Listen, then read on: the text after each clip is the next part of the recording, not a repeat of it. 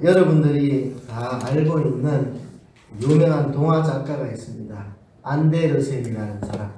안데르센의 동화, 참 유명한 동화들이 많은데 그 중에 제일 재밌고 배꼽 찢는 이야기가 하나 있습니다.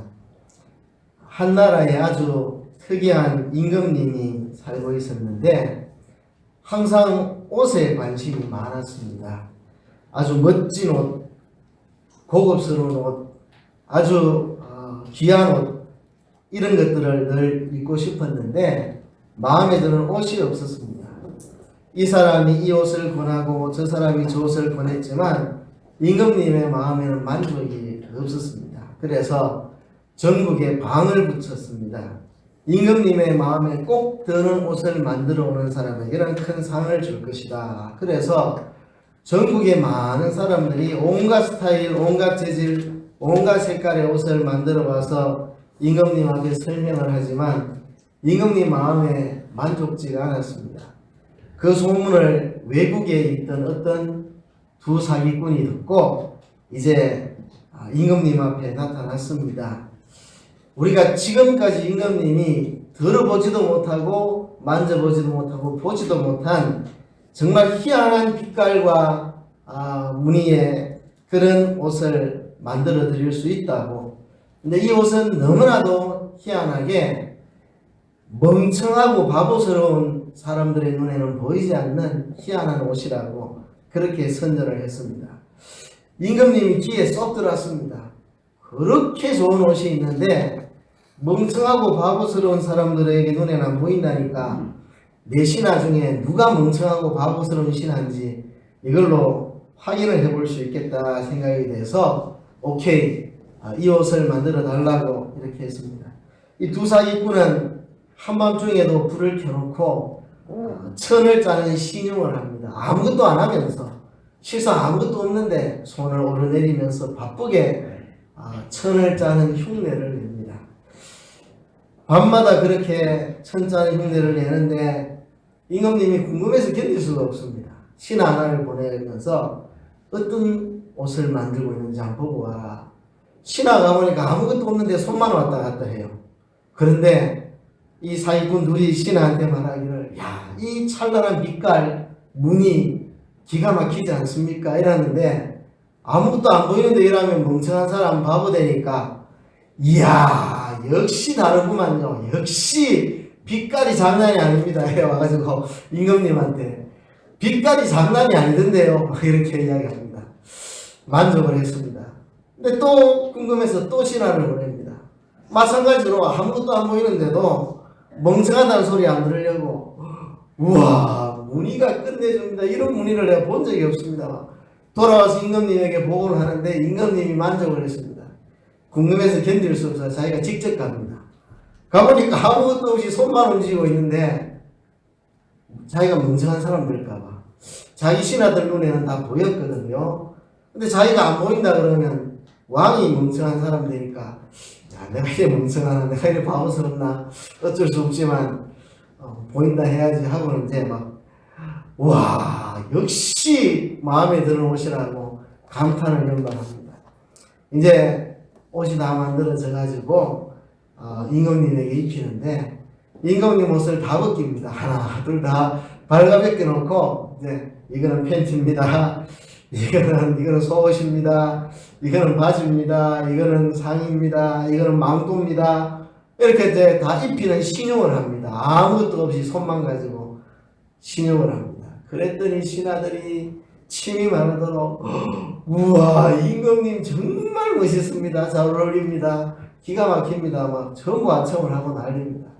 임금님이 너무 기분이 좋아가지고 근데 이거 뭐 입은 느낌이 안 들어 이러니까 사기꾼들이 이 옷은 너무나 특별해가지고 입은 느낌이 없다고. 그래서 귀한 옷이 아니냐고. 이거는 쇠털보다 더 가볍고 아무 느낌이 없는 옷이라고. 임금님이 너무 좋아서 자랑하고 싶어서 이제 전 국민들이 보는데 프레이드를 합니다. 벌거벗고 프레이드를 하는데 국민들도 전부 아첨을 합니다. 멍청하다는 소리 안 들으려고. 세상에 폐하, 이런 것을 본 적이 없습니다. 그런데 한 소년이 임금님 빨가벗었다! 이래가지고 이제 임금님이 하고 이제 급히 궁으로 돌아가고 전 국민이 다 자기 기만에 빠져 있었음을 깨달았다는 이야기입니다. 이게 아이들 읽으라고 만든 동화가 아니고요. 그 시대의 어른들을 꼬집는, 전부 자기 기만 속에 살아가는 어른들에게 일침을 놓는 동화입니다. 사람들은 다 자기 기만에 빠져 있습니다. 그 깨끗하고 순수한 소년 하나만 자기 기만에 빠져 있지 않고 전 국민이 다 자기 기만에 빠져 살아가는 세상을 안데르센이 꼬집어주고자 그 동화를 만들었습니다. 정말 재밌고 배꼽 째는 이야기인데, 사실 이야기 하고 나면 마음이 좋지를 않습니다. 마음이 무겁고 슬픈 생각도 듭니다. 왜냐하면 이 동화에 나오는 두 사기꾼보다 더 무서운 사기꾼이 있기 때문에 그렇습니다. 성도들을 발가벗겨 놓고 자기 기만에 빠지게 만드는 무서운 사기꾼, 영적 사기꾼이 있습니다. 하나님의 자녀들을 한 커플, 두 커플 그 의의 옷을 다 벗겨버리고 발가벗게 만들어 놓고, 그래 놓고도 자기는 믿음 생활 잘하느냐 착각에 빠지게 하는 그런 영적 사기꾼이 있습니다. 바로 마귀입니다. 마귀. 성도들을 다 발가벗겨 놓고 의의 옷을 다 벗게 만들어 놓고 자기는 괜찮은 사람인 양 착각하게 만드는 이 마귀의 속임수를 생각할 때 이 안데르센의 동화를 그냥 쉽게 넘어갈 것은 아니라는 생각을 합니다. 우리는 꽤 잘 살게 됐습니다. 재정적인 여유도 있고, 이제는 뭐 먹고 사는 건 그래도 어떻게든 먹고 살 수 있을 만큼 모든 게 좋아졌습니다. 이런 세상 속의 사람들이 안주하며 타협하며 그냥 그럭저럭 기독교인으로 전락해서 살아가면서 자기가 돈이 있다는 것 때문에, 자기가 먹고 사는데 염려 없다는 것 때문에 괜찮은 사람인 양 다들 착각에 빠져 살아가는, 현대인들은 다 이렇게 자기 기만에 빠져 있는 것 같아요. 자기 기만에 빠지면 열심을 잃어버립니다. 자기 기만에 빠지면 왜? 더 이상 할 필요가 없거든요. 그죠? 미디오크라티라는 말이, 라틴어로 미디오크라티라는 말이 있습니다. 무슨 말이냐면 산을 올라가다가 중간에 머물러 버린다는 얘기입니다. 중간에 머물러 버린다. 산의 정상이 저 멀리 있는데 중턱에서 그냥, 그래도 내가 저 밑에 있는 사람보다는 낫잖아, 산에 안 올라오는 사람보다는 내가 훨씬 낫지 않느냐, 이렇게 산 중턱에서 더 이상 오를 생각하지 않고 그냥 자기 기만에 빠져서 이만큼 올라와서 나는 꽤 괜찮은 사람이야 하고 더 이상 열심을 내지 않고 식어버리는 그런 상태를 미디오크라티라고 그렇게 말합니다.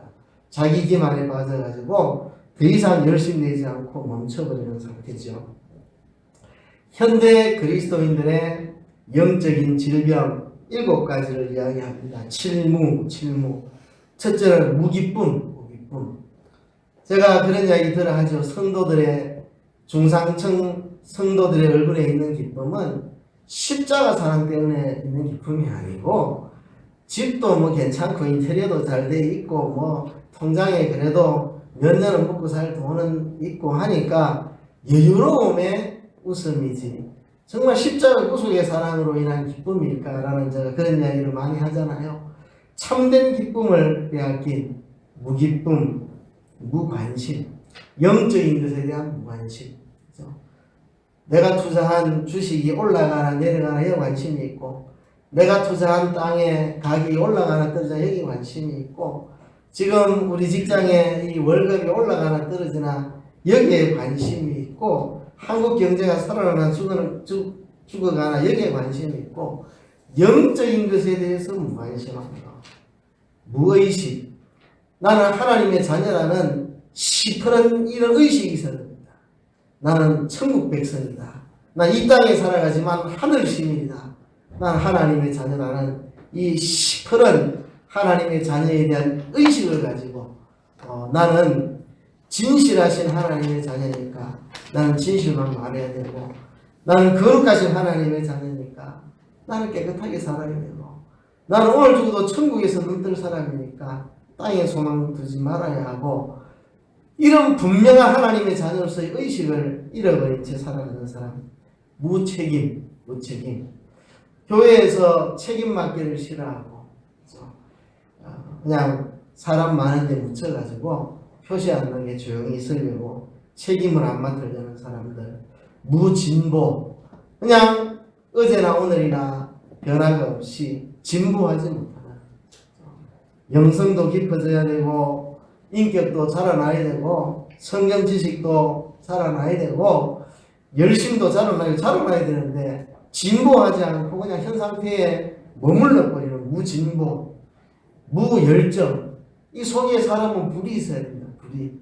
정말 열정이 있어야 됩니다. 사도 바울 보면 열정이 있잖아요. 열정. 그리스도께 붙잡힌 것을 내가 잡으려고 쫓아간다. 그리스도의 죽음과 부활에 연합하기 위해서 내가 표대를 향하여 달려간다. 열정이 있잖아요. 열정. 예수님을 보면 열정이 있잖아요. 열정이.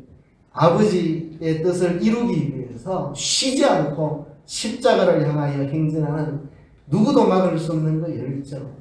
사람들이 열정을 잃어버리고 무협력. 그냥 교회에서 그냥 조용히 하나님과 나 사이에 신앙생활만 하지 같이 힘을 모아가지고 서로 친교하고 또 주님의 일을 같이 이루는 이런 거 안 하고 그냥 개인 신앙에 만족하는 무협력. 이게 현대 그리스도인들이 가지고 있는 7가지 질병입니다. 무기쁨, 무관심, 무의식, 무책임, 무진보, 무열정, 무협력. 그리스도 안에서의 기쁨을 잃어버리고 영적인 것에 대한 관심이 줄어들고 하나님의 자녀로서의 이 신분의 의식을 잊어버리고 또 그리스도인의 책임을, 교회에서의 책임을 망각하고 또 무진보, 진보하지 않고 열정을 잃어버리고 서로 힘을 모아 주의 일을 이루어가지 못하고 그냥 개인의 믿음만 살짝 지켜나가는 이런 상태. 이게 바로 현대 그리스도인들이 식어버린, 열심을 잃어버린 모습이라고 할 수가 있습니다. 하나님은 이런 주의 자녀를 보기를 원하지 않습니다. 모양새가 반듯하고 색깔이 확실하고 맛이 선명한 하나님의 자녀들로 나타나기를 주님은 원하고 계십니다. 그래서 라오디게아 교회에게 자기 기만을 벗어나라고 책망을 하고 있습니다. 이 라오디게아 교회에 나타나신 예수님은 아멘이시오, 충성되고 참된 증인이시오, 하나님의 창조의 근본이신 분으로 나타났습니다. 충성되지 못한, 신실하지 못한 라오디게아 교회를 책망하기 위해서 아멘이요, 충성된 증인으로 예수님이 나타나셨습니다. 그러면서 책망을 합니다. 네가 차지도 아니하고 더없지도 아니하도다. 네가 차든지 더없든지 하기를 원하노라. 네가 이같이 미지근하여 더없지도 아니하고 차지도 아니하니 내 입에서 너를 토하여 내치리라. 이 라오디게아 교인들은 차지도 아니하고 더없지도 않고 미지근한 성도들, 예수를 안 믿는 것도 아닌데, 교회에 출석 안 하는 것도 아닌데, 교회를 안 맡은 것도 아닌데, 그냥 미지근한 그런 신앙을 가지고 있습니다. 그래서 예수님께서 거기에 대한 처방으로 그렇게 말씀을 하시죠. 19절 끝에 보면 네가 열심을 내라, 회개하라. 이들이 열심을 잃어버렸어요. 열심을. 산의 정상을 향하여 올라가다가 중간쯤 올라와가지고 자기 만족에 빠져가지고 이만하면 내가 높이 올라왔지, 저 밑에 있는 사람도 있는데 하고 자기는 된지도 못하고 된 줄로 알고 자기 기만에 빠져가지고 자기는 괜찮은 사람을 생각하고 머물러 버리는, 그래서 기쁨도 관심도 의식도 진보도 열정도 협력도 없는, 그냥 차지도 않고 덥지도 않고 미지근한 상태가, 열심을 잃어버린 상태가 되어버린 거죠. 어떻게 해서 이 라오디게아 교회가 이렇게 되었는가 한번 추적을 해봅시다. 라오디게아라는 도시는 소아시아 지방에 우리가 지금 찾아보고 있는 7도시 중에 가장 부유한 도시입니다. 아시아 7교회에 있는 도시들 중에 가장 부유한 도시입니다. 아주 중요한 무역의 통로에 위치한 데다가 양모 산업이 발달을 했고, 그래서 이제 양모 산업이 발달하니까 의복에 대해서는 걱정이 없고 좋은 의복들이 그곳에는 많이 있고 또 돈이 엄청나게 많은 도시였고 가장 부유한 도시였습니다. 어느 정도로 라오디게아라는 도시가 부자였느냐 하면 주 61년의 지진으로 라오디게아라는 도시 전체가 다 훼손이 되었습니다. 완전히 도시가 지진으로 다 망가졌습니다. 그래서 로마의 황제 네로가 돈을 하사했습니다. 이 돈을 가지고 도시를 다시 재건하라 그랬는데 라오디게아에서 그 돈을 다시 국가로 반납을 했습니다. 우리 갖고 있는 돈 갖고도 완전 폐허가 된 도시 다 재건하고도 남아요 하고 국가에서 이 재난 상황이라고 내려준 돈을 다 반납할 만큼 이들이 알부자들이었습니다. 근데 이 라오디게아에는 유명한 안약이 생산이 되는 곳이었습니다. 유황 성분이 들어있는 아주 좋은 안약이 거기서 만들어졌습니다. 그러니까 모든 게 풍부합니다. 안약이 좋은 게 거기 나고 모든 물자에 부족함이 없는 그런 곳이었습니다. 이 사람들의 삶이 윤기가 나고 재정이 윤기가 나고 피부가 윤기가 나고 옷이 윤기가 나고 윤기 나는 삶을 이들이 살고 있었습니다. 근데 라오디게아에 한 가지 안 좋은 게 있었습니다. 물이 좋지 않았어요. 물이. 그곳에는 물이 제대로 된 물이 나지를 않아가지고 그들이 어떻게 물을 먹고 살았느냐 하면 라오디게아에서 북쪽 11km 지점에 있는 히에라폴리스라는 곳에서 물을 수로로 끌어왔습니다. 히에라폴리스에는 아주 좋은 온천수가 뜨거운 온천수가 솟아나는데 그 뜨거운 온천수를 수로를 통해 11km를 지나 라오디게아로 끌고 오는데 이건 차지도 않고 덥지도 않고 미지근한 물이 돼가 옵니다. 원래는 뜨거운 물인데 11km 수로를 지나면서 미지근한 물이 되고 또 남쪽으로 11km를 가면 골로세라는 곳이 있습니다. 골로세에서 또 물을 끌어들이는데 골로세에는 아주 시원한 청량한 생수가 많이 나는데 그 청량한 생수가 또 수로를 통해 라오디게아로 오는 가운데 다 식어가지고 미지근한 물 돼가지고 이 라오디게아에는 진짜 니 맛도 내 맛도 없는 미지근한 물밖에는 없는 그런 도시였습니다. 물 빼면 모든 게 다 살맛나는 그런 도시였습니다. 바로 이것에 라오디게아 교회가 설립이 되었고 라오디게아가 부자 도시니까 라오디게아 교회도 부자 교회였습니다. 진짜 그 많은 재정 가지고 하나님을 위해서 한번 큰일 할 뻔한 교회였습니다. 요즘으로 말하면 이런 교회겠죠. 주차장이 어마어마한 규모가 있고 뒤에 영상 스크린은 현대식으로 정말 해상도가 높고 초고화질로 선명하게 나오고 그죠? 음향시설 진짜 세계에서 제일 유명한 업체에서 음향시설을 해가지고 소리가 아주 음향이 너무 감미롭고 방송 시스템 잘 돼 있고 교회 문화시설부터 모든 게 잘 돼 있고 사람들이 그 교회 다닌다는 게 너무 자랑스럽고 그 교인들은 내가 이 교회 다닌다는 것에 대한 엄청난 자부심을 가지고 있는 그런 교회입니다. 저도 그런 사람 만나봤습니다. 자기가 한국의 어떤 유명한 목사님이 목회하는 그 교회 다닌다고 얼마나 목에 힘을 주고 기부를 하고 있는지 그 교회 목사님은 분명히 훌륭한 분입니다. 한국 교회에 정말 이름 있는 훌륭한 목사님인데 그 교회에 자기가 다닌다고 자기가 훌륭한 건 아니잖아요. 그렇죠? 근데 그 교회 다닌다고 자기가 훌륭한 것처럼 얼마나 목에 기부를 하고 사람들 다 알러보는지 이런 걸 보고 자기 기만이라고 그러는데 싶은 생각이 드는데 바로 이 라오디게아 교회가 그런 자기 기만적 자긍심을 가지고 있었던 사람들입니다. 그런데 벌거벗은 임금님 보고 전부 자기 기만에 빠져서 너무 옷이 좋다 이렇게 극찬을 하는데 어린 소년의 눈은 속일 수가 없었던 것처럼 예수님의 눈은 누구도 속일 수가 없었습니다. 예수님은 그들을 그렇게 보지 않았습니다. 17절에 보면 네가 말하기를 나는 부자라 부유하여 부족한 것이 없다 하나 네 곤고한 것과 가련한 것과 가난한 것과 눈먼 것과 벌거벗은 것을 알지 못하는도다. 지금 이들은 자기들이 너무나도 대단한 신앙이라고 생각하지만 예수님이 볼 때 너무나도 곤고하고 가련하고 가난하고 눈멀고 벌거벗은 사람인지 모릅니다.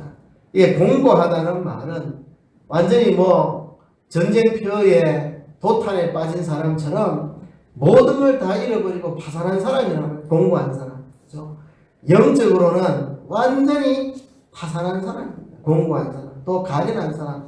진짜 불쌍한 사람. 진짜 불쌍한 사람.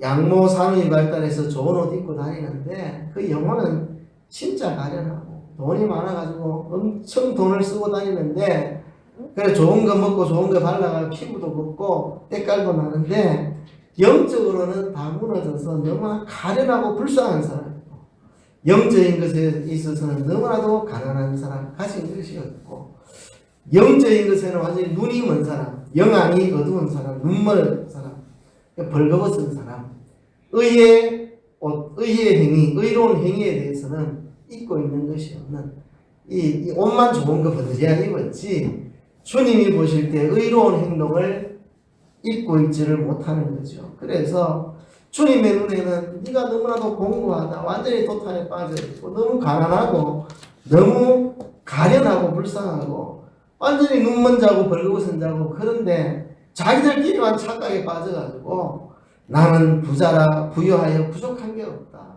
내가 입는 것도 부족한 거 없고 먹는 것도 부족한 거 없고 나는 모든 것에 있어서 나는 부족한 게 없다. 나 영적으로도 부족한 게 없다. 누구보다는 잘 믿지 않느냐. 저 교회 사람들보다는 낫지 않느냐. 그래도 내가 주일은 교회 가지는 않느냐. 그러니까 다들 자기들이 대단한 신앙인인 것처럼 자기 기만에다 빠져 있습니다. 근데 주님이 보실 때는 정말 공고하고 가련하고 가난하고 눈멀고 벌거벗은 자들입니다. 그래서 18절에 주님이 권면을 하십니다. 불로 연단한 금을 사서 부요하게 하라. 흰옷을 사서 입어 벌거벗은 수치를 보이지 않게 하라. 안약을 사서 눈에 발라 보게 하라. 이들이 세상의 것에 대해서는 부자였지만 영적인 것에는 가난한 사람이었습니다. 불로 연단한 금을 사서 부요하게 하라. 복음 신약 성경에 보면 이 불로 연단한 금은 우리의 연단된 믿음을 상징하는 표현으로 잘 쓰입니다. 불로 연단한 금을 사서 부요하게 하라. 금은 아주 고귀한 것이고 금은 변하지 않고 영원한 것이죠. 금은 수많은 그 연단의 과정을 거쳐서 24K 순금 같으면 24번 재련을 해서 만드는 거죠. 그죠? 그렇게 수많은 연단을 통해서 정말 고귀하고 변하지 않는 믿음을 만들어 가지는 것. 이게 불로 연단한 금을 사서 부유하게 하면 믿음의 부자가 되는 거죠. 믿음의 부자 되는 것. 수많은 시련 속에 연단을 받아 이제는 어떤 일이 있어도 흔들리거나 변하거나 하지 않는 굳건한 믿음을 가져라. 그 믿음의 부자가 되어야 된다 하는 이야기입니다. 그 다음에 흰옷을 사서 입어 벌거벗은 수치를 보이지 않게 하고 그랬습니다. 이 사람들은 양무 산업이 발달한 부유한 도시에 있어서 좋은 옷 입고 살았지만 그 좋은 옷 말고 흰옷을 사서 입어 벌거벗은 수치를 보이지 않게 하고 흰옷이 뭡니까? 예수님의 십자가 대속의 옷, 주님의 대속으로 씻어 깨끗하게 된 옷, 의의 옷. 이제는 우리의 모든 은행 심사가 주님의 십자가 보혈로 깨끗하게 씻어서 깨끗하고 거룩하게 변화된 의의 행동, 이런 게 흰옷을 사서 입어 벌거벗은 수치를 보이지 않게 하는 거죠. 주님의 대속을 생각하면서 그 대속으로 씻어 깨끗해진 나의 의로운 그 행위들, 그것으로 옷을 입어야 된다는 거예요. 성도가 입은 옷은 값비싼 호화로운 그런 옷이 아니라 의의 옷을, 의로운 옷을 입어야 되죠. 그 옷을 입어야 되죠. 그 다음에 안약을 사서 눈에 발라 보게 하라. 이들이 유황 성분이 들어있는 유명한 안약의 생산지에 있어서니까 그 안약으로 눈치료가 다 눈이 밝았던 모양이죠. 그런데 육신의 눈은 밝았을지 몰라도 영안은 너무 어두워 있습니다. 성경 진리를 깨닫고 아는 것이 너무 어둡고 성령의 인도를 받는 것도 너무 어둡고 그래서 진리의 말씀과 성령의 인도를 따라서 모든 것을 보고 판단할 수 있는 이 영안이 열려져야 됩니다. 안약을 사서 눈에 발라 보게 하라 그렇게 말했습니다. 이 라오디게아 도시는 돈이 많고 좋은 옷이 있고 좋은 안약이 있는 곳입니다. 그러니까 돈 많고 좋은 옷 입고 유명한 안약으로 눈 치료해서 밝은 눈 가지고 살아가는 사람들 이들에게 주님이 말씀하십니다. 이 통장에 들어있는 이 돈 말고 불로 연단한 금을 사서 그죠? 불로 연단하여도 없어질 금보다 더 귀한 예수 그리스도를 향한 믿음, 이 변하지 않는 믿음의 부자가 되거라. 믿음의 부자가 되거라. 좋은 옷 입고 다닌다고 나는 부자라 생각하지만 그런 옷 말고 의의 옷, 흰 옷을 입고 너의 벌거벗은 수치를 면하게 하라. 세상의 옷은 좋은 거 입고 다니는데 의의 옷은 벌거벗어가지고 주님이 인정하실 만한 의로운 행위는 하나도 없는 완전히 벌거벗은 자와 같은, 그리고 좋은 안약을 사용해서 눈이 밝았지만 영안이 어두워 있는 그들에게 진리와 성령의 인도를 따라 영안이 열려지도록 그렇게 하라고 이들에게 말씀을 하시는 겁니다. 그러면서 무릇 내가 사랑하는 자를 책망하여 징계하노니 그러므로 네가 열심을 내라 회개해라. 그런데 주님께서 라오디게아 교회를 사랑하신다고 말씀합니다. 그리고 책망하여 징계하면서 열심을 내고 회개하라. 그러니까 주님 기회를 주고 계십니다. 열심을 내라, 회개해라. 어떻게 하면 열심히 나겠습니까? 자기 기만에서 벗어나야 되죠. 자기 기만에 빠지면 열심을 잃어버립니다. 나는 이미 대단한 존재인데 이만하면 난 됐는데 뭔 열심을 합니까? 산 중턱에서 그래도 이 높은 산 중간에 올라온 사람들만 해도 그래 많지는 않을걸 하고 정상을 향해 갈 생각을 안 하고 이만하면 만족한다고 중간에 머물러 있으면 열심이 없죠. 자기 기만에 빠져 있으니까 이만하면 난 대단하다 생각하니까 열심을 내지 않고 회개하지 못합니다. 그러니까 자기 기만에서 벗어나서 열심을 내고 회개하라 말씀하시면서요. 이렇게 약속을 하십니다. 볼지어다 내가 문 밖에 서서 두드리노니 누구든지 내 음성을 듣고 문을 열면 내가 그에게로 들어가 그로 더불어 먹고 그는 나로 더불어 먹으리라. 아까는 뭐라고 하셨는데요? 토하여 내치리라 그러셨습니다. 네가 차지도 않고 더럽지도 않고 네가 지금 미지근하니 내 입에서 토하여 내치리라 이렇게 말했습니다. 상상해 볼까요? 완전히 식어버린 커피, 차지도 않고 뜨겁지도 않은 커피 드시고 싶으십니까? 냉커피도 맛있고 뜨거운 커피도 맛있는데 식은 커피 사람들은 안 먹습니다. 이건 콜라를 한 잔 해가지고 전자레인지 돌려가지고 뜨뜻하게 드리면 드시겠습니까? 그렇죠? 그것처럼 주님이 토하여 내치리라. 우리가 흔히 쓰는 말 하면 구역질 난다니. 토하여 내치리라. 너를 토하여 내치겠다. 차지도 않고 덥지도 않고 미지근해가지고 토하여 내치겠다. 그런데 내가 너를 사랑한다. 너를 책망해서 징계한다. 열심을 내고 회개해라. 내가 문 밖에 서서 두드리고 있다. 네가 회개하고 마음문을 열어주도록 내가 문 밖에 서서 두드리고 있다. 네가 내게 이 문을 열어주면 내가 너에게 들어가서 너로 더불어 먹고 너는 나로 더불어 먹으리라. 이게 뭡니까? 내가 너와 함께 먹고 네가 나와 함께 먹는다. 이 친교죠. 교제죠. 그죠? 내가 문 밖에서 문을 두드리고 있다. 문 열어다오. 열어주면 내가 들어가서 너와 함께 먹고 마시고 너는 나로 더불어 먹고 나는 너와 더불어 먹으리라. 우리가 거룩한 친교를 하고 또 복음서에 보면 주님이 내게는 너희가 알지 못하는 먹을 양식이 있다. 그것은 하늘에 계신 내 아버지의 뜻을 온전히 이루는 것이다. 그렇게 말씀하셨죠. 뜻을 이루는 것, 아버지의 뜻을 이루는 것을 먹고 마시는 걸로 표현을 했습니다. 그러니까 내가 지금 네 마음 문 밖에서 두들기고 있는데 네가 회개하고 문을 열어주면 내가 너에게 들어가서 너와 나와 먹고 마시며 친교하고 나는 너를 통해서 아버지의 뜻을 다 이루고 너는 나를 통해서 하나님의 뜻을 위해 이루는 그런 일을 하게 될 것이라고 말씀을 하시는 것입니다. 그리고 이기는 자에게는 내 보좌에 함께 앉게 하여 주리라 그렇게 말했습니다. 이 라오디게아 교회를 포기하거나 버리신 게 아니고 사랑하는 자라고 나는 너를 사랑한다. 그래서 책망하여 징계한다. 네가 이대로 열심을 잃어버리고 자기 기만에 빠져가지고 살지 않도록 내가 너를 징계하고 책망한다. 제발 내가 문을 두드리니 네가 열어서 나와 함께 친교하고 나와 함께 주님의 뜻을 이루어 가자고 말씀하시면서 이렇게 하면 내 보좌에 함께 너도 함께 해주겠노라고 약속을 하셨습니다.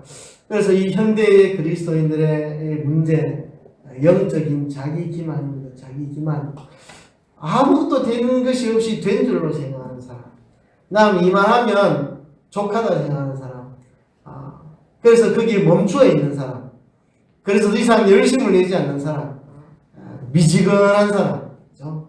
자기 기만에 빠져가지고 실상 자기 상태는 곤고하고 가련하고 가난하고 눈멀고 벌거벗었는데 정말 영적인 것에 대해서는 가난하고 홍보한 자인데 자기는 이미 다 된 줄로 생각을 하고 돈도 안 죽을 만큼 있고 또 교회에서도 장로님, 권사님, 집사님, 목사님 하니까 내가 된 것 같고 뭐가 된 것 같고 그러니까 되지도 못하고 주님이 보실 때는 곤고하고 가련하고 가난하고 눈멀고 벌거벗었는데 믿음에는 가난하고 의의 행위에 대해서는 벌거벗었고 영안에 대해서는 눈이 어두운 자인데 알지 못하고 자기는 괜찮은 그냥 착각하고 있는 이 자기 기만에서 벗어나야 됩니다. 자기 기만에서 벗어나야 됩니다. 그리고 열심을 내고 회개를 해야 돼요. 열심을 내고 회개를 해야 돼요. 그리고 주님께 마음문을 열고 주님을 모셔드려서 주님과 함께 먹고 마시고 교제하며 이게 우리가 살아날 수 있는 길입니다. 주님께 꼭꼭 빗장을 잠겨두고 있는 내 마음문을 열고 주님을 모셔드리고 주님과 함께 먹고 마시며 주님과 교제해야 합니다. 그래야 다시 주님과 교제 속에서 회복이 일어나는 것입니다. 여러분 세 가지를 결론적으로 이야기합니다. 첫 번째요. 자기 기만에 벗어납시다. 자기 기만에. 날마다 내가 얼마나 자기 기만에 빠져 있는지 생각을 해봅시다. 예수님도 똑같은 이야기를 하셨습니다. 산상수훈에서 첫 번째 말하는 게 뭡니까? 10년이 가난한 자는 복이 있나니 천국이 저희 것이며 애통하는 자는 복이 있나니 저희가 위로를 받을 것이요. 그러니까 너희가 얼마나 영적으로 가난하고 공부한 자인지 깨닫고 그것에 대해서 애통하며 울부짖어야 된다고. 울부짖어야 된다고. 예수님도 그렇게 말씀하셨듯이 이 자기 기만에서 벗어나야 됩니다. 예수님 당시에 바리새인, 서기관, 제사장, 사두개인들 이 사람들 다 자기 기만에 빠진 사람, 자기들은 당대 최고의 종교 지도자들이라 생각하는데 주님이 보실 때는 전부 엉터리죠. 바리새인은 돈을 좋아하는 자라 가부에 가사를 삼키고 오래 기도하는 척하고 사람들에게 보이려고 구제하는 척, 기도하는 척하고 금식하는 척하고 전부 자기 기만에 빠져가지고 정말 실상 그 영혼은 다 정말 예수님 말씀대로 공부하고 가련하고 가난하고 눈물고 벌거벗은 자들인데 자기들은 최고의 종교생활을 한다고 자기들끼리는 우쭐거리면서 잔치에 상자에 앉으려고 큰 소리나 치고 자기들이 얼마나 영적으로 도탄에 빠진 사람을 모르니까 예수님께서 10년이 가난한 자는 복이 있나니 또 애통하는 자는 복이 있나니 그렇게 말씀하신 거 아니겠습니까? 우리들도요 자기 기만에서 벗어나야 됩니다. 내가 얼마나 공부하고 가련하고 가난하고 눈물고 벌거벗은 자인지 깨닫고 내가 정말 믿음의 부자가 되냐. 믿음의 부자. 의의 행위에 있어서 부자가 되어야 되고 그리고 진리와 성령의 이 영안을 갖는 여기에 부자가 돼야 이게 진짜 부자인데, 진짜 부자인데 내 자신의 실체를 알고 자기 기만에서 벗어나야 돼요. 두 번째는 회개하고 다시 열심을 내야 됩니다. 열심. 이만하면 됐다. 그게 이제 망하는 길입니다. 이만하면 됐다. 이만하면 뭐 더 이상 열심히 할 필요 없다.